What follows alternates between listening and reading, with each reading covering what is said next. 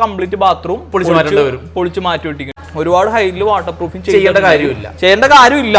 ചെറിയൊരു ലാഭത്തിന് വേണ്ടിയിട്ടാണ് ഇങ്ങനെയൊക്കെ പിന്നീട് നഷ്ടം വരും. അതിൽ അഡസീവ് ചൂസ് ചെയ്യുമ്പോഴും അതുപോലെ തന്നെ കറക്റ്റായിട്ട് പ്രോപ്പറായിട്ട് ലേ ചെയ്യുമ്പോഴും നമുക്ക് എന്തെന്നാ ഈ ഒരു അധിക ചെലവ് നമുക്ക് ഒഴിവാക്കാൻ പറ്റും.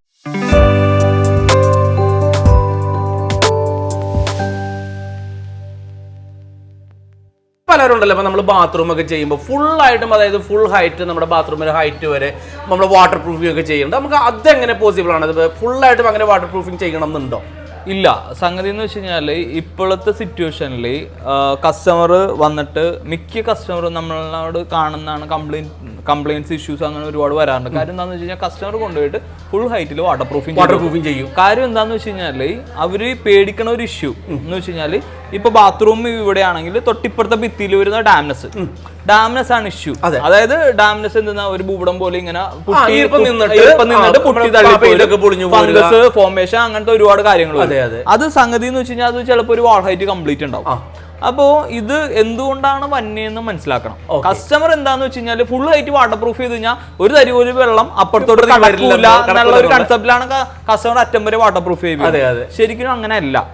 നമ്മൾ എന്തുകൊണ്ടാണ് ഈ ഒരു ഡാംനെസ് ഇഷ്യൂ വന്നതിന്റെ മെയിൻ റീസൺ എന്ന് വെച്ച് കഴിഞ്ഞാൽ നമ്മൾ ലേ ചെയ്യുന്ന, അതായത് അഡസീവ് ലേ ചെയ്യുന്ന പ്രോപ്പറായിട്ട് ലേ ചെയ്യാത്തതുകൊണ്ടാണ് നമ്മൾക്ക് ഈ പറയുന്ന ഇഷ്യൂസ് വരുന്നത്. ഒന്ന്, നമ്മൾ ഇപ്പോഴും മിക്ക ടൈൽ ആപ്ലിക്കേറ്റേഴ്സ് കോൺട്രാക്ടേഴ്സ് ചെയ്യുന്നതെന്ന് വെച്ചാൽ ഫ്ലോറിൽ ടൈല് വിരിക്കുമ്പോൾ സാൻഡിൽ സിമെന്റ് മിക്സ് ചെയ്യും.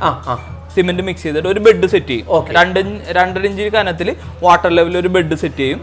എന്നിട്ട് അതിന്റെ പൊക്കത്ത് സിമെന്റ് സ്ലറി ഒഴിച്ചിട്ട് സ്പേസർ ഇട്ട് ടൈല് വിരിച്ച് സ്പേസർ ഇട്ട് എപ്പോക്സി ചെയ്യും.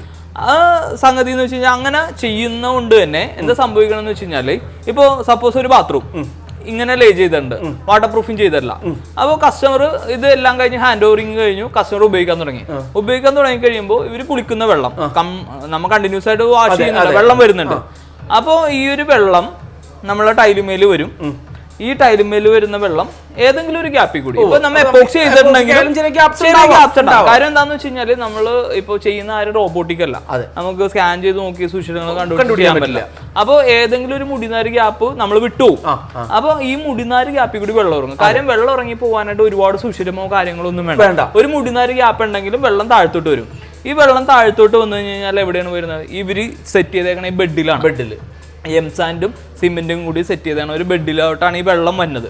ഈ സംഗതി നമ്മളെ കോൺക്രീറ്റ് പോലെ അത്ര റിജിഡ് ആയിട്ടുള്ള സംഗതിയല്ല, ഒരു സ്പോഞ്ച് പോലെയാണ് ഇതിരിക്കുന്നത്. ഈ സ്പോഞ്ച് പോലെ വരുമ്പോൾ എന്താന്ന് വെച്ച് കഴിഞ്ഞാൽ ഈ വന്ന വെള്ളം കംപ്ലീറ്റ് ഈ പറയുന്ന സ്പോഞ്ച് വലിച്ചെടുക്കും. ഒരു 8 മാസം കണ്ടിന്യൂസ് ഉപയോഗിച്ച് കഴിയുമ്പോൾ ടൈലിന് താഴെ ഒരു വാട്ടർ ബോഡി ഫോം ചെയ്യും. വെള്ളം കെട്ടി നിൽക്കുന്ന അവസ്ഥയിലോട്ട് എത്തും. ഇത് നമ്മൾ കാണുന്നില്ല. ടൈല് ഡ്രൈ ആവുന്നുണ്ട്, എല്ലാം ഉണ്ട്, പക്ഷെ ഇതിന്റെ ടൈലിന് താഴെ വെറ്റാണ്.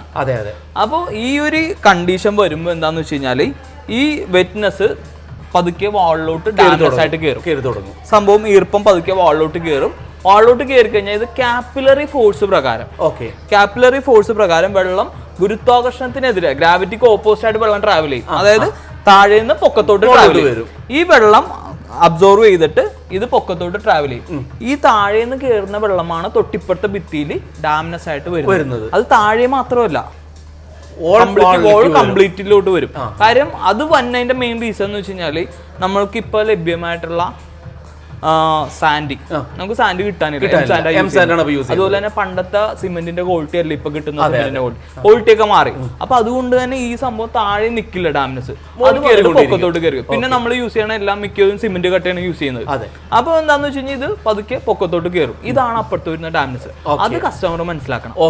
ഈ ഒരു സംഭവം റെസിസ്റ്റ് ചെയ്യാൻ വേണ്ടി നമ്മൾ വാളിൽ വാട്ടർ പ്രൂഫ് ചെയ്യണം മസ്റ്റായിട്ടും. ഈ ഒരു സംഗതി ഒഴിവാക്കാൻ വേണ്ടി കസ്റ്റമർ ശ്രദ്ധിക്കേണ്ടതെന്ന് വെച്ച് കഴിഞ്ഞാൽ വാളിൽ ഒരുപാട് ഹൈറ്റിൽ വാട്ടർ പ്രൂഫിംഗ് ചെയ്യേണ്ട കാര്യമില്ല. നേരെ മറിച്ചിട്ട് 1 അടി വാട്ടർ പ്രൂഫിംഗ് ചെയ്താൽ മതി. വാളിൽ 1 അടി ഹൈറ്റിൽ മാത്രം. ഇപ്പൊ ചില കസ്റ്റമർ ഉണ്ട് 1 അടി ഹൈറ്റിൽ ചെയ്യും, പക്ഷെ ഷവർ ഏരിയയിൽ കൊണ്ടുപോയിട്ട് എന്ത് ചെയ്യും, അവിടെ മാത്രം ഫുൾ ഹൈറ്റിൽ ചെയ്യും.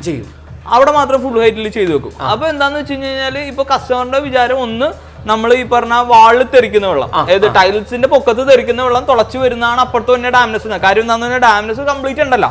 അപ്പൊ കസ്റ്റമർ അങ്ങനെ ചിന്തിക്കും. അപ്പൊ ഒരിക്കലും അല്ല. ഈ പറയുന്ന ഷവർ ചെയ്യുന്ന വെള്ളം ടൈലിന്മേൽ തെറിച്ചാൽ കൂടി ആ വെള്ളം താഴെ വരും. ആ വെള്ളം നേരത്തെ പറഞ്ഞ പോലെ തന്നെയാണ് ഈ സംഭവം വാളിലോട്ട് കയറി വരുന്നത്. അപ്പോൾ നമ്മൾ എപ്പോഴും വാട്ടർ പ്രൂഫിങ് ചെയ്യുമ്പോൾ ഫ്ലോറിൽ കംപ്ലീറ്റ് ആയിട്ട് അപ്ലൈ ചെയ്യുക. നേരെ മറിച്ചിട്ട് വാളിൽ ഒരടി അല്ലെങ്കിൽ മാക്സിമം 2 അടി ഹൈറ്റിൽ വാട്ടർ പ്രൂഫിങ് ചെയ്താൽ മതി. ഒരുപാട് ഹൈറ്റിൽ വാട്ടർ പ്രൂഫിങ് ചെയ്യേണ്ട കാര്യമില്ല. ഇപ്പോ കസ്റ്റമർ ചെയ്തിട്ടുണ്ടെങ്കിൽ ഉറപ്പായിട്ടും ഫ്യൂച്ചറിൽ അത് പൊളിയും, ഡീബോണ്ട് ആവും. ഡീബോണ്ട് ആവുമെന്ന് വെച്ച് കഴിഞ്ഞാല് ഡീബോണ്ടിങ് ഇഷ്യൂ എന്നത് അഡസീവ് പോയിട്ട് വാട്ടർ പ്രൂഫിംഗ് പൊളിയുന്നതല്ല. അഡസീവ് വാട്ടർ പ്രൂഫിംഗ് മേലെ ഒട്ടിയിരിക്കും. നമ്മളെല്ലാ അഡസീവും വാട്ടർ പ്രൂഫിംഗിൽ ഒട്ടും, ഒരു പ്രശ്നമില്ല. പക്ഷേ ഈ പറയുന്ന വാട്ടർ പ്രൂഫിംഗ് ആണ് ഭിത്തിന്ന് പൊളിഞ്ഞു വരുന്നത്. ടൈല് പോകുന്ന എല്ലാരും പറയുള്ളൂ പ്രത്യക്ഷത്തിൽ. കാര്യം ഈ അടിച്ചിരിക്കുന്ന വാട്ടർ പ്രൂഫും നമ്മൾ ഒട്ടിച്ചിരിക്കുന്ന അഡസീവും ഗ്രേ കളറാണ്.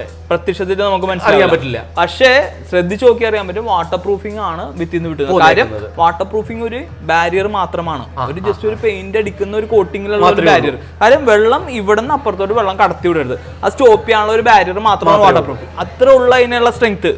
നേരെ മറിച്ച് നമ്മൾ എന്തെന്നാ ചെയ്യണത്, ഒരു ടൈലിന്റെ വെയിറ്റ് അറിയാലോ, 4x2 ടൈൽ എന്ന് പറയുമ്പോൾ ഏകദേശം 15 കിലോ വെയിറ്റ് വരും. പ്ലസ് നമ്മൾ അതിന്റെ അത് ഒരു 10-12 കിലോ അഡസീവ് ചേർക്കുന്നത്, ഒരു 10-30 കിലോയാണ് ഈ പറഞ്ഞ വാട്ടർ പ്രൂഫിങ്ങിന്റെ പൊക്കത്ത് നിൽക്കുന്നത്, ഭിത്തിയിലോട്ട് വരുന്നത്. അത് ഈ വാട്ടർ പ്രൂഫിങ്ങിന്റെ പൊക്കത്താണ് ഒട്ടുന്നത്, നമ്മളെ ഭിത്തിയായിട്ട് കോണ്ടാക്ട് ഇല്ല. ഈ വെയിറ്റ് താങ്ങാൻ പറ്റാണ്ട് പതുക്കെ വാട്ടർ പ്രൂഫിങ് അവിടെ നിന്ന് വിട്ടു പോരും. അങ്ങനെയാണ് വിഷയം. അത് മസ്റ്റ് ആയിട്ട് ഇപ്പോ നേരെ ഒരുപാട് ഹൈറ്റിൽ വാട്ടർ പ്രൂഫിംഗ് ചെയ്യേണ്ട കാര്യമില്ല. ഇത്രയും ഹൈറ്റിൽ 2 അടി വരെ മാക്സിമം ചെയ്യാം. അതിന്റെ പൊക്കത്തോട്ട് ചെയ്ത് കാര്യം 2 അടി ചെയ്തോളാൻ പറയാൻ കാര്യം 4x2 ടൈലാണ് നമ്മൾ ചെയ്യുന്നത്, ആണ് ചെയ്യുന്നത്. അപ്പൊ ഒരു താഴത്തെ ടൈല് എന്തായാലും ഗ്രാവിറ്റി നിലത്ത് മുട്ടിയിരിക്കണേണ്, അതിന്റെ വെയിറ്റ് എല്ലാം താഴെ സപ്പോർട്ടിങ് ഉണ്ട്, ഒരിക്കലും അത് പൊളിയൂല. പൊക്കത്തോട്ട് വരുമ്പോ എന്തായാലും പൊളിയാൻ ചാൻസ് ഉണ്ട്. മസ്റ്റ് ആയിട്ട് നമ്മൾ വാട്ടർ പ്രൂഫിംഗ് ചെയ്യരുത്. അപ്പൊ മാക്സിമം 2 അടി വരെ ചെയ്താൽ മതി. പിന്നെ വാട്ടർ പ്രൂഫിംഗ് നേരത്തെ നമ്മൾ അപ്സ്റ്റെയർ ആയി പറഞ്ഞിട്ട് വെച്ചാൽ, പക്ഷെ വാട്ടർ പ്രൂഫിംഗ് അങ്ങനെയല്ല. ഗ്രൗണ്ട് ഫ്ലോർ അപ്സ്റ്റോറിൽ ലീക്കിനെ റെസിസ്റ്റ് ചെയ്യാൻ വേണ്ടിയാണ് നമ്മൾ വാട്ടർ പ്രൂഫിംഗ് ചെയ്യുന്നത്. പക്ഷെ ഇപ്പൊ ലീക്ക് മാത്രമല്ല, തൊട്ടപ്പുറത്ത് വരുന്ന ഡാമേജ് ഇഷ്യൂസ് ഉണ്ട്. അതിപ്പോ ഗ്രൗണ്ട് ഫ്ലോറിൽ ചെയ്തില്ലെങ്കിലും തൊട്ട് ഇപ്പുറത്തെ ഭിത്തിയിൽ ഡാമേജ് ഇഷ്യൂസ് വരും. അപ്പൊ ഏത് ബാത്റൂം ചെയ്ത് കഴിഞ്ഞാലും വാട്ടർ പ്രൂഫിംഗ് മസ്റ്റ് ആയിട്ട് ചെയ്യണം. ശ്രദ്ധിക്കണം.